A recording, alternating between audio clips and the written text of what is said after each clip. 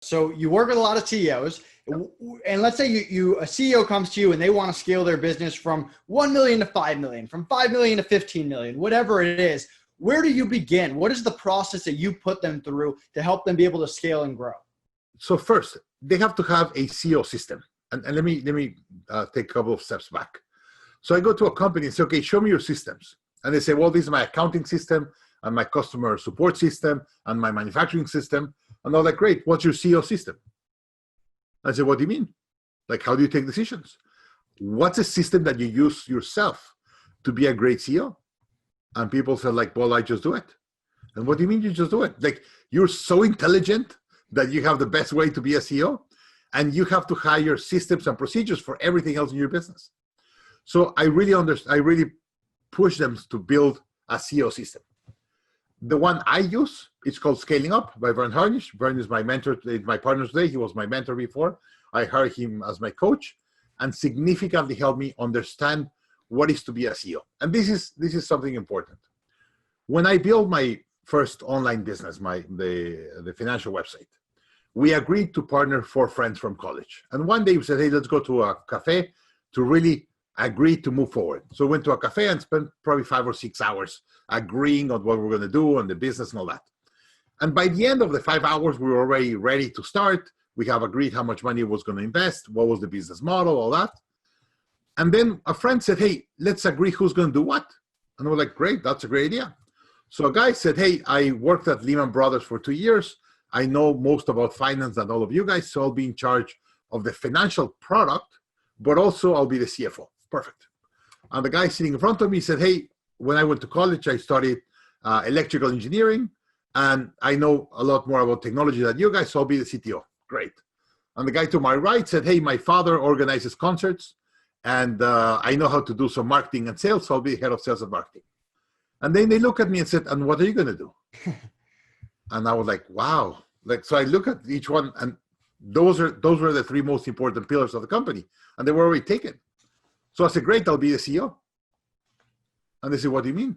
And I was like, one has to be the CEO. One has to take decisions and be the director. And they look at each other and said, okay, and that was it. So no one really prepares you to be a CEO. Like, whenever you're thinking about your business, like you were thinking of how to hire better executive assistants and how we're going to get clients and how we're going to charge them. And you never think, I'm going to be a CEO. Like, how do I become a great CEO? No one really prepares you. One day you could not sleep at night because you're really worried about something, and you realize you're a CEO for the first time. So being a CEO, you have to take it like any other position. You have to train, learn by it, and then build a system and a procedure to become a great CEO. For me, that's it. Books. I've been a reader for 20 years. I probably read a book a week for the last 20 years. Wow. And I just became a reader. Today I do a lot of audio. I travel a lot, so I'm on the road a lot, so I have audiobooks. And whenever I want to go back to a book, then I buy it and then read it again in paper, or just go and read the chapter that I want to read. So I became a reader. That's a very important one. But second, I begin learning from other CEOs, and I'm a member of EO and YPO, so I learn from other CEOs what they do and how they run their company. And I have a very, very detailed set of procedures to help you become a better CEO. And one more thing, I realized there's 4 stages in a scale-up, what I call startup, grow up, scale up, and then dominate your industry. And I figure out what's the important things that you have to focus in each stage to be able to become a better CEO. And the way I see my company is at the level that my mindset and my knowledge is. If my mindset and my knowledge is here, my company's growth is going to be here. If my company begins growing faster, then I'm going to kill it myself. I'm going to destroy it. So I have to grow myself faster than my company to be able to grow my company. So I all the time understanding where the company needs to go and what is that I need to learn for me to be able to go higher and be able to take my company to the next level.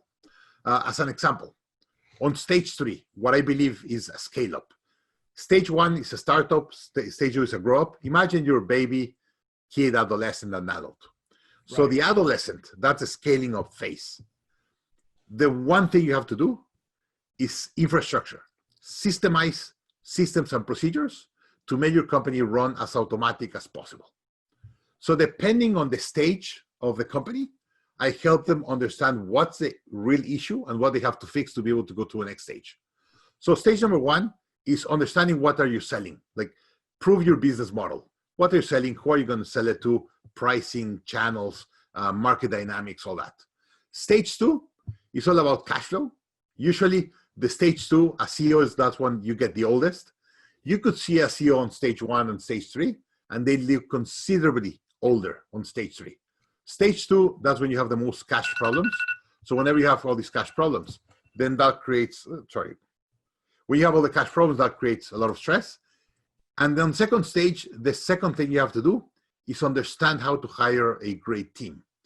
On first stage, you don't hire a great team. The team chooses you. You don't have good salaries. You don't have a good brand. You don't have a business model. So however works for you is because they chose you. On stage two, now you understand your business more. Now you have more cash flow. Now you have to be more selective of who do you hire. So if you're on stage two, I will implement top grading immediately. If you're on stage three, I implement 5 dysfunctions of a team. I implement scaling up. I implement, let me see, you have to improve your selling process. So I get, as an example, going back to Jack Daly, everyone teaches you how to sell more. No one teaches you how to be a better sales manager. You have to learn how to be a sales manager on stage three. On stage two and stage one, you do most of the revenue of the company. You do all the selling with the people on the phone, all that. Stage three, now I want to have an army of people selling for me. I need to learn how to be a sales manager. So that's where I get Hyper Sales Growth by Jack Daly. So every stage, there's certain things you have to implement to be able to take your company to the next level. It's not the same suit for every company.